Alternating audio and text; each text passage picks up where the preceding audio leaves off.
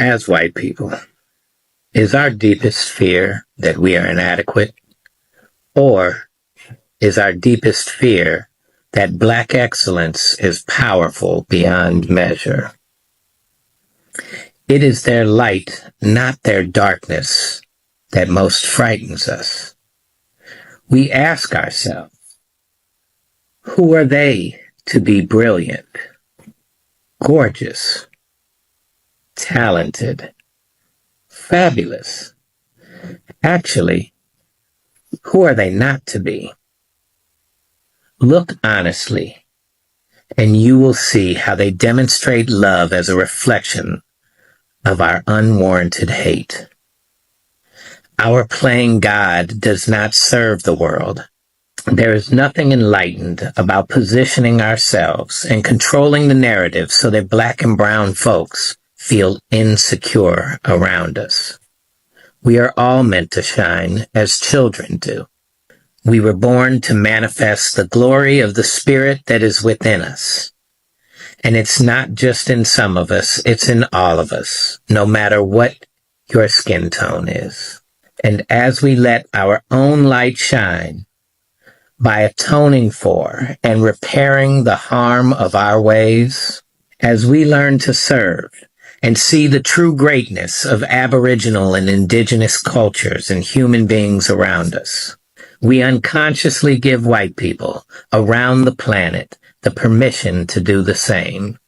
As we are liberated from our own fears, our presence automatically liberates others. From this point, we can build a new world that is connected to the planet and each other. Together, humanity is achievable. What are these white people afraid of? They're afraid of Black groups, mobs, rising up and taking the power. It does make me feel uncomfortable to talk about these things because they are incredibly disturbing and revolting. Eric Lott, a professor at the Graduate Center of the City University of New York, says blackface represents a strange mix of envy, fascination, desire, and fear. The history of blackface is long and complex and deeply ingrained in our culture. Who was that lady I saw you with this afternoon? That was no lady. That was my wife. Even Bugs Bunny and Elmer Fudd blacked up. Camptown ladies sing this song, do that, do that. The Camptown racetrack 5 mile long. Fantastic, isn't it? Flying around all night. For more than 100 years, white and then black performers wore dark makeup and created not only a popular theatrical form, but stereotypes that are still with us today. Okay, sorry I look like this. I'm actually in the middle of moving to Norway. But I have something to say to any white people watching. Of course you're uncomfortable. Guilt is one of the most uncomfortable feelings ever. Now, you don't have to feel guilty because you were never the one oppressing. You've been not racist, you've been equal, you've been open. But as a race, we are guilty. Not as individuals necessarily. But let's look at our discomfort and our guilt as taking off a band-aid or a plaster. If you're taking it off and halfway through it's too painful, you don't put it back on. You keep going. Wounds won't heal by neglecting them. So if you're feeling uncomfortable, you're feeling guilty, it will feel like that. Keep pushing. Imagine what people of color feel. Yeah, that's it. What's up, guys? Welcome back to the channel once again. So guys, after these MAGA people and Republicans went ahead and vote against their own interest, after these people voted to punish black people and immigrant people, we are seeing the people who are really suffering in America. It is the MAGA people, it is these white folks who voted against their own interest. While these people, they are suffering and they are going through challenges and the struggle in America, we are seeing black people, they are thriving, black people that are becoming successful, and because of that, it has really made these white folks to be upset with black people. So majority of them, they are coming out and say, why are black not suffering? So these people, they are coming out and asking the people question, the people question, why are black not suffering? And also they are coming out and say that why are black people silent in this hard economy? So these people, they voted to punish black people, but it has turned out that the people who are really being punished, it is them. So because of them suffering, they are now and seeing black people, they are not also complaining or suffering. It has made them to feel like this government, it has betrayed them, and it makes them to feel like black people, they are thriving, and that it is one of the things that they don't want to see black people they don't want to see black people thriving in America. So kindly guys, I want you to watch this compilation of video and see how these white people, these MAGA people, they are really suffering in America. Then I'll be back with more comment. All credits goes to the original creator of the video. I'm your host, Dash Lifestyle. Racism is about jealousy. If you think that's a reductive statement, please stick with me. When I say jealousy, I'm talking about insecurity, which is really what jealousy is, but I think it's easier to understand if I say insecurity rather than just jealousy. Because we know from appropriation that we are very jealous of other cultures. Why would we want to listen to the music, eat the food, wear the clothes, do the hairstyles, have everything, the language, but not give credit where credit is due and not uplift the people who created it? White people are so lost in feeling like they don't have a connection to culture, especially many of us who are very far removed from our European roots. And I think the need to fill that space and that insecurity of this lack of culture and lack of something to call our own is often filled with cultural appropriation and the idea that being white is superior. I was first introduced to this concept of racism being jealousy in college, and I can't trace it back to one particular scholar, but I would like to give credit where credit is due to that black scholar. If you can find anything tracing it to one particular person, please leave that in the comments. I think it's important to think about racism in this way if we want to unlearn it. Because, as some people say who are non-monogamous, or anyone who's just working on their relationships, jealousy is an indicator that something is not quite right with us. It's an indicator of our insecurity and how we might be feeling. It's not about what our partner is doing or what someone on Instagram is doing with their life that makes us feel inadequate. It's about something going on inside. And I think we really need to interrogate that. What is it about people of color showing excellence, people of color maybe being more in touch with culture, people of color being more in touch with the environment, people of color making better food, and everything else that we envy? What does that trigger in us? And why do we have the need to put those people down? It's about jealousy. And if we can figure out that we're feeling that way and trace that feeling back to maybe some of our unconscious biases, I think it's a lot easier to start thinking about how can we unlearn that? How can I feel secure in my identity as a white person who has roots in maybe Italian and like other cultures, but like doesn't really feel connected to anything? How can I feel secure in myself to not want to put others down, whether that be racism or any other form of discrimination, or just plain hating on another woman because she's amazing? You know, I think this makes it seem like racism is very simple, but it also just helps us frame it in a way that's accessible to us. We know that dismantling racism starts with individual work, and personal growth is all about thinking about the hard things about yourself and the things and parts of yourself that you don't like. And jealousy is one of those things. No one wants to be jealous. It's an awful, awful feeling. And we don't want to admit that we're jealous. And we shy away from that, but it's something we can interrogate, and I think that is going to help us go a long way. Anyway, just my thoughts. Happy Juneteenth. I hopefully will speak about this more coherently in the future. Yeah, Black Lives Matter. Have you guys seen that video that's going around of a black lad walking around in his neighborhood, and then he's being followed by a group of white people asking him why he's there, because they particularly felt that he shouldn't be in this neighborhood. He repeatedly said to them, "This is my neighborhood." They constantly following him and harassing him for being in that particular neighborhood. Now, this is a public road. Even if it wasn't his neighborhood, this is a public road. This is how scary, you have to be fearful of us, our black men, where they go. Because, anything could have happened here. He had his mobile phone and he filmed it. He was filming it. And there was this one man, he drove up in his car like Starsky and Hutch. Yes, I'm that old, I remember Starsky and Hutch. And went for a gun. It was one of the other men that stopped him. But they were there harassing this guy. He's walking, minding his own business and harassing him. He's in his own neighborhood. His mother has now put a statement out, says, yes, they do live in the neighborhood. And he went out for a walk so he can have a word, speak to his girlfriend privately on his phone. And why is it white people are so scared of black people? What is it?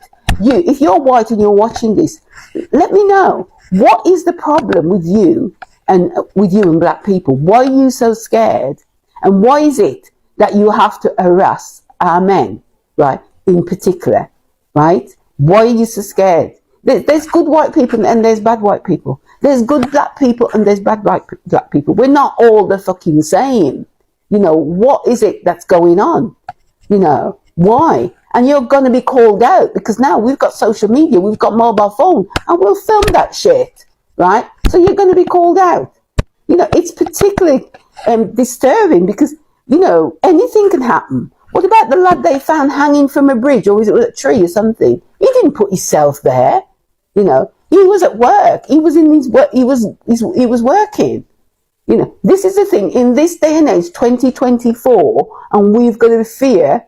We have to be fearful for our men and women when they're out on their own. This is crazy, and the government need to do something about this. This cannot go on. It can't go on. Anyway, let me have your comment. Put it in the comment. Let's have your comment.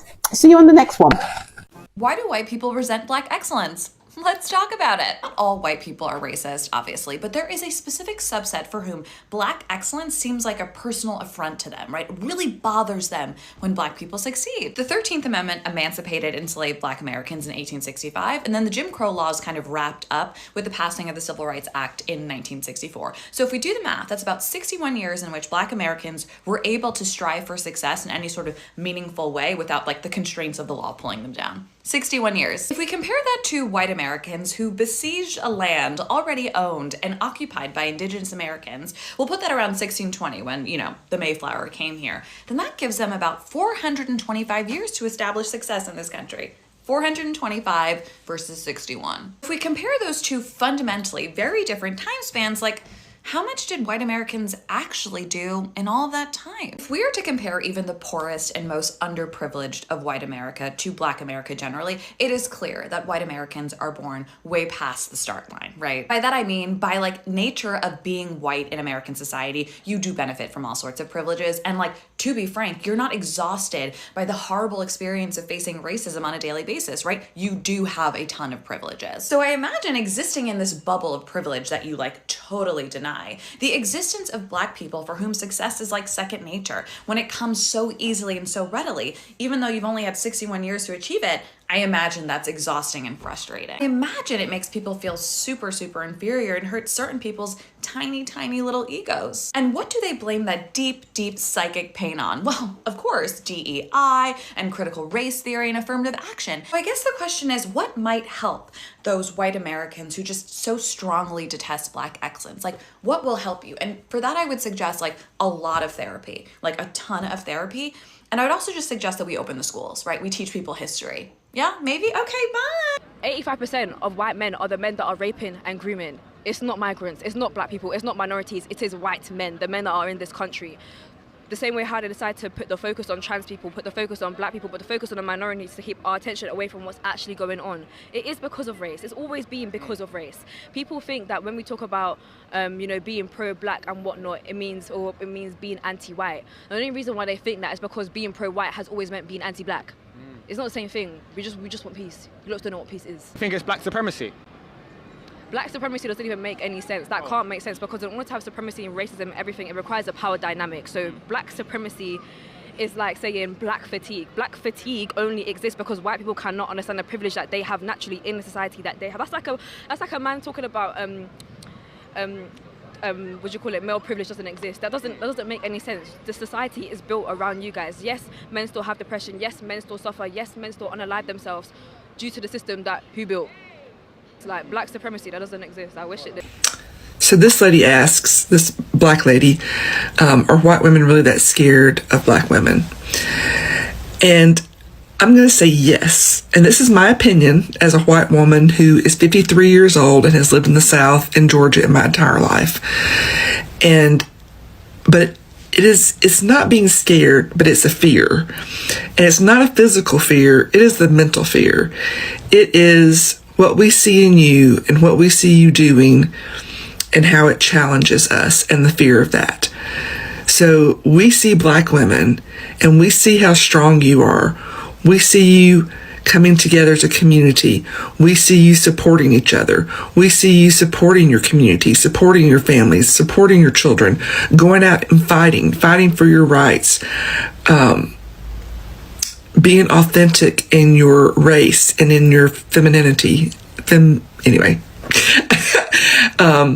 And we're jealous. I think we're jealous because we would love to be that, I think, and we don't know how to break out of the indoctrination that we have been suppressed by our entire lives. And I'm not giving white women a pass, don't get me wrong, but I know and most women white women have been told our entire lives, be quiet, know your place, be a good girl, don't rock the boat, don't be too much. And when you are any of those things, you are ostracized because you have rocked their boat. And that is what black women are. You rock our boat, our mental boat, because you challenge us to look at how we are deficient and not living in our truth, and it makes us uncomfortable. And people don't like to be uncomfortable, and it makes us start to question ourselves, and people don't like to question themselves. We would rather live in our little bubble of white supremacy and what we know and comfortableness. I know that's not a word, than a lot of people would, white women would, rather than challenge themselves to grow and know more, because it's easy. Doing the work is hard. It's really hard. I've been doing the work the past several years, and it's hard. It is hard admitting some truths about yourself and some truths about yourself as a white woman. So yeah, I think that white women are scared of black women because you challenge us in that way, and a lot of us don't like it. And that's why we fear you. It's because we fear what you make us face. It might be weird, but I've been making an effort to try to see the world through the eyes of black Americans. And I wanted to share a couple of things that I've learned so far. I'm John. I make content that tries to model empathy and curiosity for our social differences. Number one on the list, black people don't hate me.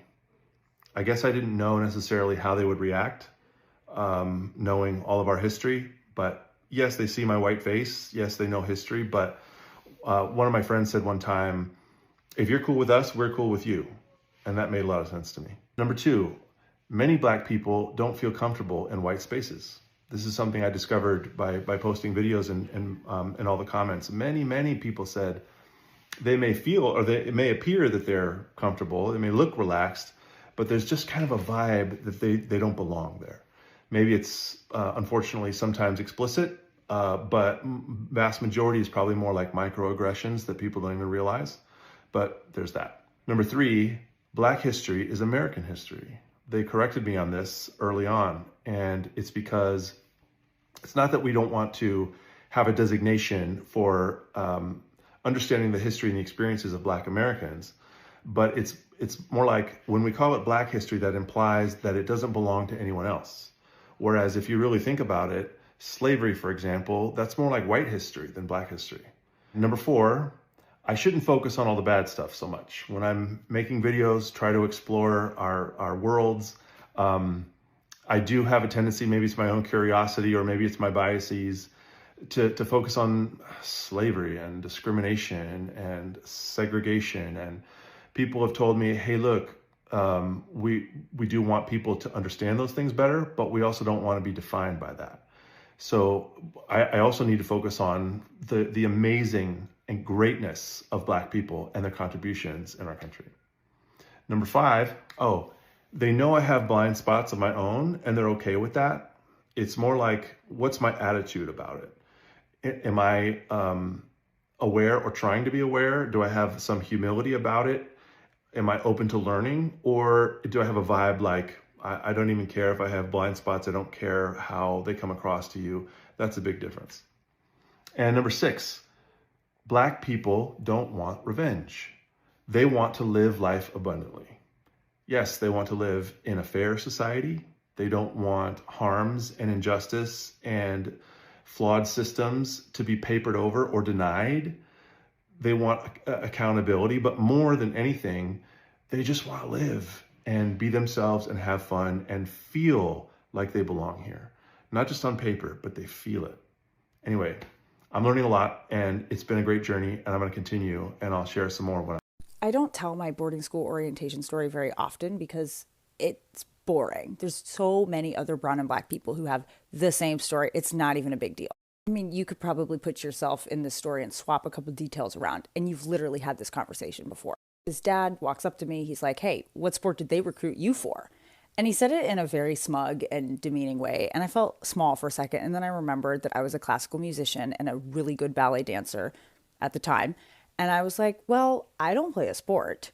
And so they couldn't have recruited me for one. But if they did, maybe it was that. Maybe it was the music. Maybe it's the ballet. What does your son do? What sport does he play? And then the guy was like, and then he grabbed his coffee and ran. In the grand scheme of racial American oppression, it's nothing. But if you're raising little brown or Black kids, or you're somebody who doesn't want to raise rude children, keep listening. Usually when we think about people who believe that Black people are only good at rapping and running, we think, oh, they're so stupid. Stupid people, stupid ideas, racism, so stupid. But there's a really big problem with just dismissing that as stupid and useless and harmless. It's not. It keeps alive this idea from the Reconstruction period and this idea that President Andrew Johnson, way back in the day, would love for you to all keep helping keep up there. Now, everything great that I know at this current period of my life is from the amazing historian Carol Anderson. I would totally suggest you read her. She's accessible. It's clear. The bibliographies are insane. It's her book, White Rage, How Our Unspoken Racial Divide is Affecting Our Country to This Day, that helped me reframe the rapid and running question. She comes out of the gate running in the very first chapter called Reconstructing Reconstruction. How does she do that? Well, she reminds us of this. Back during the Civil War, back when the country was even founded, when slaves even first started arriving here in 1619, we weren't a country then, but you get the idea. There's this whole economic system that's based on labor that's cheap or labor that's free.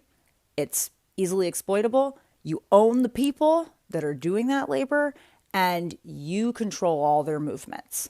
That's a really lucrative business. Then the Civil War happens and you find yourself with this whole Reconstruction situation happening. And what does Reconstruction threaten to bring?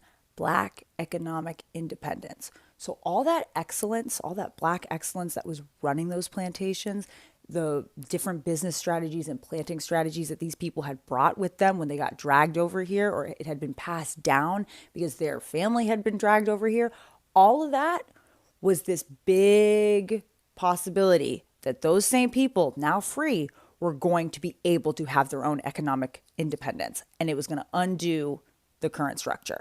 How do you combat this? It's something called Black codes. And they were all over the southern states. And these were codes of conduct and behavior and payment that really put Black people, newly freed, basically right back into slavery. There's this idea that like, oh, after the Civil War and Martin Luther and Rosa Parks and like 3 days of civil rights work, everything became equal. And now if you're not doing well as a brown or Black person, it's because of your own laziness and your own fault. And it's crazy to me that when you go back and you look at just even alone the history of Reconstruction, you can see this generational setup for failure and how this has never been a problem about Black people's willingness to work or Black people's ability to work hard. It's been about people trying to steal that labor and use it and take everything they could for themselves. So Anderson makes it clear that the South started to accomplish with votes and police officers what they couldn't do with bayonets, what they couldn't do with bullets, and what they couldn't do because they lost the war. For example, like with Mississippi leading the way in 1865, making up these codes of law that only applied to free Black people and no one else. This whole first chapter, we learn of all the different ways that white supremacist states were basically reinstated right back in the South, as if nothing had happened. And this is when you say, oh, well, Andrew Johnson and the Union, didn't they step in and do something? No, shocker, they did not. Even Union General Ulysses S. Grant, he didn't see anything wrong with Black codes. Black codes started popping up in Florida, and they were horrible, they were brutal, they were violent, and all these Union guys were like, you know, they've got to keep these lazy Blacks from just being vagrants. Were there Union people who were against it? Absolutely. Did that change anything? Not really. So Andrew Johnson's out here in his State of the Union speech, triumphant. He's like, look, we did what we meant to do. And we got our government, federal government, taking care of everything. Everything's going to be great. And then you've got these southern states that are like, yeah, everything's going to be just fine. Because now that we have these Black codes, we're going to make sure these lazy Blacks are not going to be a burden on society. But what they didn't realize is between Andrew Johnson's policies and these southern Black codes, they were ensuring Black dependence because you didn't have right to land. You could be violently assaulted at any point. You didn't get good wages, and all of your movements were restricted. It's not that they didn't believe in Black excellence. It's that they knew its power, and they had to cut it down and stop it. And if I had a brown or Black kid in the society right now, one of the things I would drill really hard into their head is this. It's not that these people let you that gives you this power to be who you are. It's because the law has now stopped them from stopping you. Just this little bit of background reminds us that racism isn't stupid. It's brilliant and it's very, very good business. And just on the rapping and running point for a second, there's nothing wrong with being a great rapper. There is nothing wrong with being intelligent and good at the sport you play. In fact, I almost wish that guy had asked me, what massive, beautiful rap album did you create to attract the attention of the Phillips Exeter admissions board? But that said, I want you to think for 2 minutes about the kind of people that are still benefiting from owning those teams and owning the music industry. And I want you to ask if it's as diverse as you think it is. Think about how people are always willing to let a small number of exceptional Black people make the money. And think about why they're okay with it. I'm going to keep saying this with my whole chest because some people are not deep thinkers. I understand that you're not a critical thinker. This is not for you. This is just not for you. Scroll up. So, my point today is, well, not today, but at this moment, like, why does Black joy bother some white people? And some other groups, but majority is white people. And not all of you. You know what I'm talking about. You ever notice how the group of Black folks, like they come together laughing, dancing, and just vibing, and suddenly it's labeled as too loud, too ghetto, or too much? Jealousy. Jealousy. You know why? Because they couldn't strip that away. And it's surviving. But let's be real. It's not about the volume that's the problem. It's the vibrations. It's the freedom. It's the fact that we can still find joy after centuries of trying to be stripped of who we are. We still make something out of nothing. You understand? See, Black joy is like disruptive in certain people. It challenges. And where we're supposed to be broken and angry and silent, it's like loving, living, and celebrating. So it's not just confusion. It's threatening to a certain group of people. Because Black joy, for us, is power, is resistance, it's healing, it's ancestral. Of all the things they said we could not do, it's lies. Remember, we were here way before other groups were here. And now our happiness is not a performance. It's reclaiming who we said we always were. So the next time somebody looks uncomfortable with your Black joy, remember that you're not the problem. They're just uncomfortable. and can't believe that after all this time, we are still celebrating who we are and who we are meant to be and who we are growing to be. So tell me, have you ever felt like your joy made somebody else uncomfortable? Let's talk about it, y'all. To me, I don't give a flying fuck who feels uncomfortable. This is my life, my body, and if you feel uncomfortable, move the fuck away. Right? Because where I was for Black Bike Weekend, we were on the side, I'm not gonna say the grown folk side, but we like our peace. So of course, it was a mix of Black and white people. Like, we all around each other. We all talking to each other. You think anybody grabbed their purse because they see bikers in leather? No, they're used to it. They're talking, they're waving, they're like, oh, let me tell me about your bike, blah, blah, blah, blah, blah. These are people talking, not afraid and not jealous. There are some, but we didn't cross any this weekend, okay? But have y'all ever experienced that? Like, you having joy, you having celebration, especially with all the graduates. Did you see those comments talking about Black fatigue in the comments of Black joy celebrating the college? See, the point that I'm trying to get at is no one who doesn't, how can I say this? If you Black, you understand. It comes naturally, and it doesn't matter what state you from. We all have a common denominator of celebrating our Blackness, and people can't stand that. People can't stand that. And I'm not just talking about in America. If we go somewhere else, Black joy is celebrated different ways, but we still have that common denominator of celebrating of what we achieve regardless of the fact. Okay, I'm gonna get off my soapbox. Anyway, happy Tuesday. In 1892, Ida B. Wells exposed how white men used a sickening fear of Black men having children with white women as a twisted justification for the horrific lynchings of Black people. Decades later, in 1916, Madison Grant's infamous book, The Passing of the Great Race, became a chilling blueprint for white supremacist ideology. Grant's twisted scientific racism proclaimed that Nordic whites were intellectually, culturally, and morally superior, portraying any intermixing with Black people or other immigrants as an existential threat to the supposedly pure American stock. Grant's book fed into a misguided belief that democracy and racial homogeneity were at odds. Fast forward a century, and the alleged Buffalo Killer echoes this disdain for democracy, claiming it leads to the dreaded replacement. In fascist ideology, this fear of replacement fuels a toxic brew of nationalism and division. Domestic enemies are those who support democracy, immigration, and equality, and to these radicalized individuals, the mere existence of people who look, think, or behave differently is a threat to their imagined homogeneous nation. This irrational fear-mongering has tragic consequences. The alleged Buffalo Killer's manifesto espouses scientific racism, which is pseudoscience, mirroring Grant's twisted theories of Nordic superiority. For him, this hatred boils over into a senseless act of mass murder. White replacement theory, or WRT, is a deceptively fresh label for a dangerous ideology with deep roots in fascism. It's a propaganda machine that peddles the same poisonous lies of invasion, racial and political replacement, and fear of the other. This theory is not just harmless rhetoric, it's a dangerous justification for mass violence. By normalizing WRT, we risk destroying democracy and the ideals of human equality it embodies. It targets the very notion of shared humanity that forms the foundation of our society. WRT goes beyond mere bigotry, it's steeped in Eurocentrism. Despite the arbitrary nature of the European and non-European distinction, it elevates Europeans as superior, citing their inventions and innovations.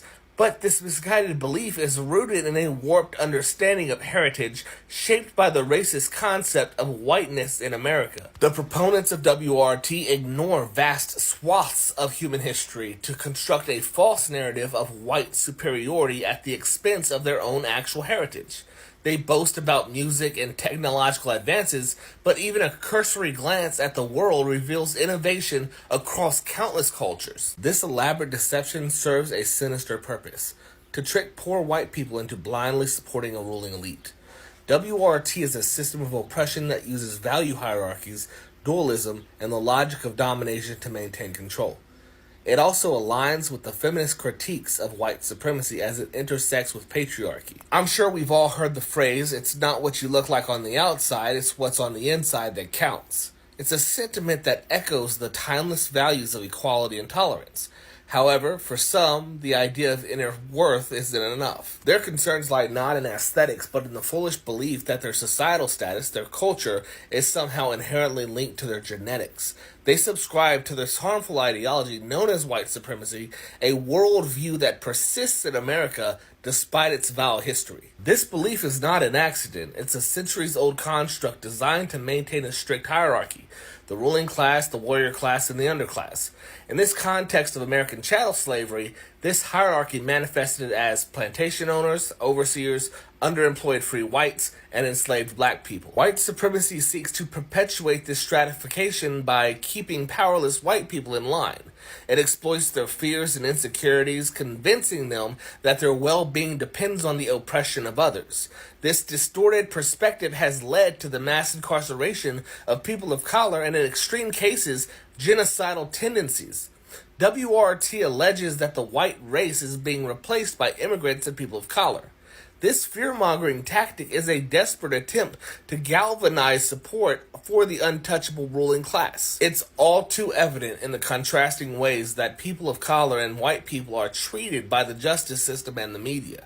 Scandals and crimes committed by white people are often swept under the rug or downplayed, while those involving people of color are met with swift and punitive consequences. The message is clear. White supremacy seeks to maintain an unchallenged power structure. It uses fear and division to control and oppress those it deems inferior. If you ever catch me bootlicking for the rich, hunt me down and slap the shit out of me. It really is so good. Yeah, it's watermelon flavor. Let's get into it. This is part 2 of the watermelon stereotype.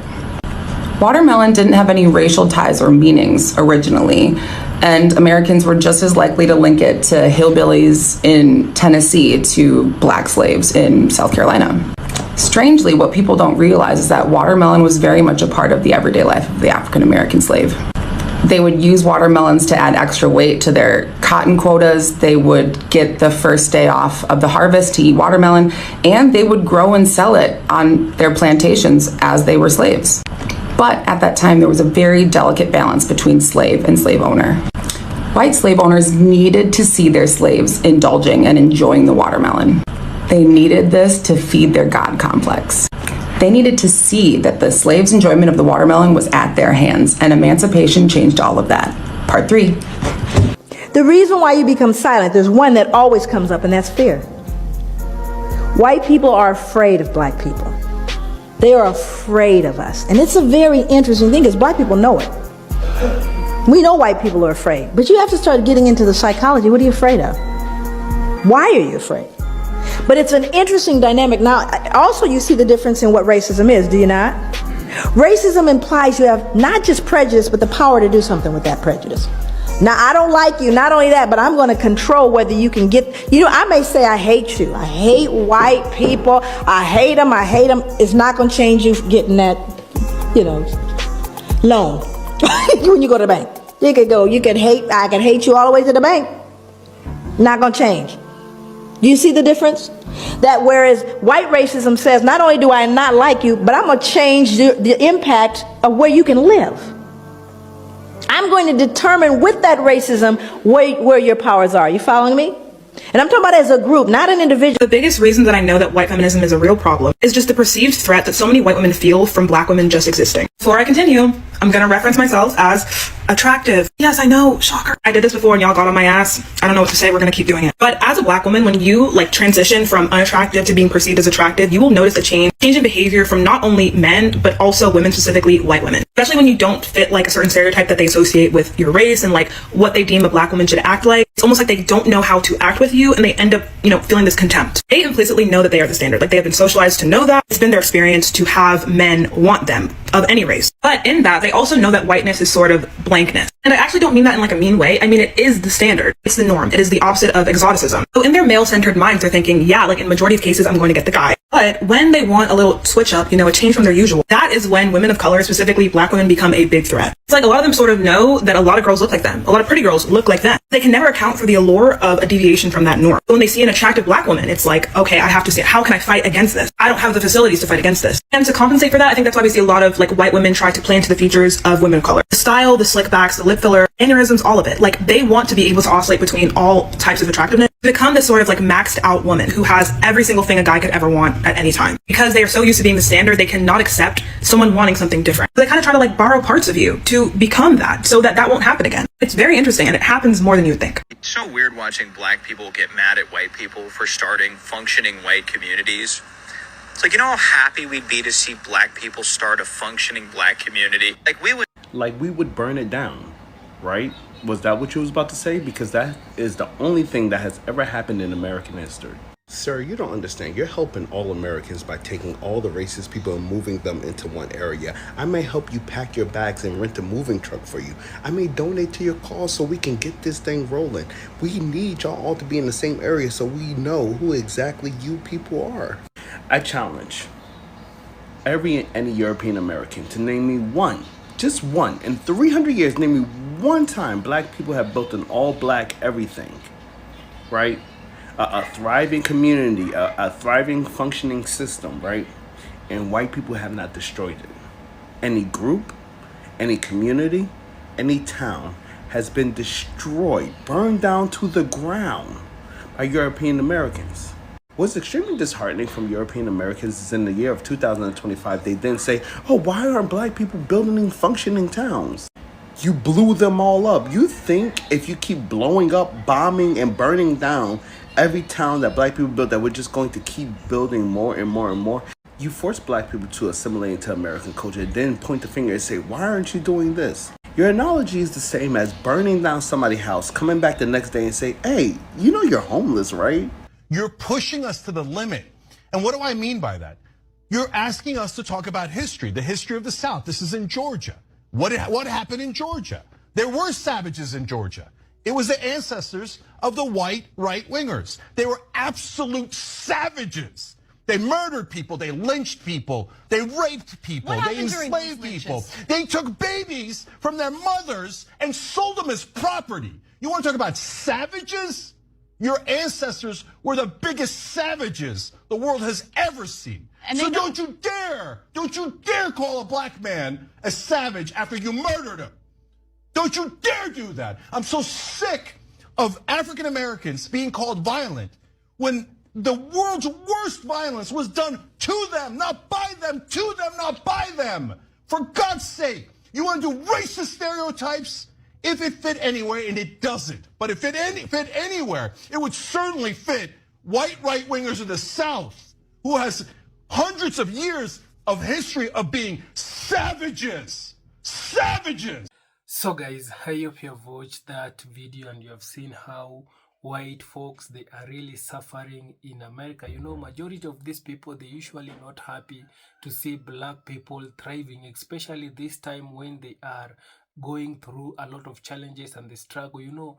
These people, they voted to punish the people of the color. They voted to punish black people, immigrant people, and also they wanted to make their country great again. They were saying that Donald Trump is coming to make America great again. So when Donald Trump is now making America great again, these people, they are suffering. So the reasons to why these people, they went ahead and vote for this administration is because these people, they knew very well that DJT policy will not affect them. The people who are going to suffer, it is the immigrant people and also the black people. So they went ahead and majority of them, the Republicans, the MAGA, they went ahead and vote massively for DJT, knowing that DJT policy will only affect black people, and the people who are going to suffer, it is the black people. But God came through for black people and he turns the table around. So right now we are seeing the people who are really suffering, it is the white folks, it is the MAGA people who are really suffering simply because they voted for hatred. These people, they voted for racism, and right now they are now realizing that racism, it is very expensive. We have been seeing majority of their farmers, majority of the white farmers, the Republican, the Texas farmers, the Nebraska's farmer, and also the rural farmers, they are going bankrupt. Majority of them, they cannot right now even afford to have their farm, simply because we have been seeing the crops in their farms, it is rotting. These people, the farmers, they voted for deportation. Right now, the people who are helping them in the farms, they are not showing up. The workers, they are vanishing overnight. The workers, they are not showing up simply because of how the ice, it is raiding in the farms, and how ice, it is detaining them and deporting them back to their country. So they have refused to show up in the white farms, and because of that, the white farmers, they have been losing crops in the farm, and also they have been going bankrupt simply because they have nothing to sell. And also, we have been seeing how DJTE came with the tariff. This tariff, it has also highly affected the farmers, and also not only the farmers, it has also affected majority of Americans, simply because we have been seeing the grocery price, it has been going up. And when DJT was introducing this tariff, he went ahead and told the people and told the Americans that this tariff will not affect them. It will only affect the countries which they are selling their goods in America. But that one, it was all a lie. Right now, we are seeing the people who are paying this tariff, it is the Americans, it is the citizen, and because of that, we have been seeing there has been an increase of the grocery price. There have been increase of life standard in America. So this is to tell you that these people right now, they are really suffering. And all this, what it is happening, black people, they have decided to stay silent simply because black people, they knew what it is coming. And also, we know black people, they have been thriving in the hard economy. Black people, they have been living with this for over 500 years. So black people, they know how to thrive in a hard economy. Black people, they know how to excellent in hard economy. But these people right now, they don't know. That's why they are now saying like, this thing, it is not affecting black people. Black people, they are okay. Black people, they are very fine. So what these people, they are saying, they are asking questions. Why are black people not coming out and complaining? Why are black people not suffering? Why is it only us? Also, the black people, they are suffering, but these people, they have been learning how to survive in the hard economy. So if you see right now black people staying silent, is because also black people, they want you guys to go through that same challenges and the struggle that have been going, so that you guys, you can learn. Voting for racism, it is expensive, and also voting against your own interests, it is not a good thing.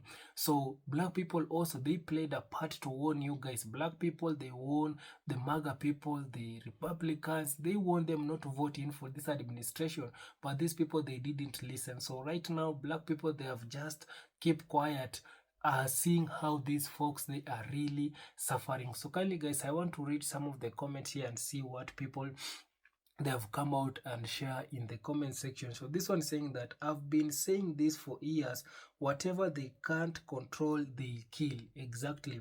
So these people, I think that now they will now sorry. So these people right now, they will now start to bring a problem towards the black community, simply because they are seeing black people, they are not complaining. You know, one thing with these people, when they are seeing black people thriving or black people becoming successful while they are suffering, it is not a happy thing for them. These people, they always want to see black people suffering. So right now, black people, they stay silent, and these people, they want to involve black people in their mess, but black people, they have refused. So this one saying that black folks are better equipped to deal with hardship because we as people have been dealing with this for hundreds of years. Exactly. So I already tell you that. So let me just read once again. This one saying that black folks are better equipped to deal with hardship because we as people have been dealing with this for hundreds of years. This one saying that they are mad because the people that they wished to suffer are better at it than they are. Exactly. So these people, they are not happy because they wanted black people to suffer in America, but they are now saying black people, they are not suffering. That's why these people, they are so mad with black people right now. So this is saying that because everything under the sun has been done to us, we are very good at adapting and overcoming the worst of situation. Exactly. Black people, they are good on overcoming and adapting the worst situation. That's why I've been telling you that black people, they know how to thrive even in the hard and harsh economy. They know how to come out of that. So this is saying that they like, or they a lack of imagination when creation is our greatest weapon against them. So this was saying that they can't seem to comprehend that God loved us and he gave us his favorite everything. So this was saying that we as black are God chosen people, and we been through it all only because God is with us parent. So this one saying that the audacity of these people, if they were superior, then why do they ring everything? When will they realize that they cannot destroy us, the true biblical Israelites? So this was saying that thank for bringing the truth about truth out. They are panicking because of whatever they did in the past. This one is saying that black Americans been suffering for decades. So what happened now? It's nothing new for us. We are a survivor, and we anticipated hate, rejection, and delayed progression, etc. We are handle stress. We handle stress better than most. We can be down on our luck and still see bright side. God has always been there for us. We remember where we came from. Some do not. Matthew 6 3, Galatians 12 to 1, 12 1, Revelation 2:10. So you can see these are some of the message, and majority of black people, they are reminding how black people they have been going through challenges and the struggle for years. So this one saying that I became one of these black unemployed women as of August 2025. I was the most educated and experienced in the office. They laid off the two experienced black women and kept their less than white women. So this was saying that I used to work in southern Illinois. I had just crossed the Mississippi River and was listening to Kirk Franklin. It was Sunday morning and I was feeling good music. Good, I felt good. This pickup truck passes me on the highway from the left, and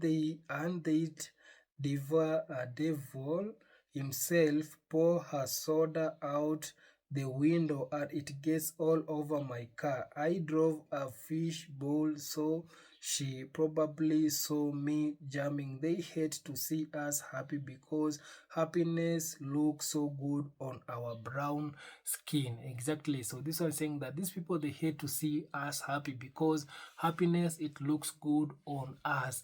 But right now we are seeing that there are the people who are really suffering. So kindly guys, subscribe if you haven't, and also you can share your thoughts in the comment section. I'll be reading it in my next video. Thank you so much guys. See you once again.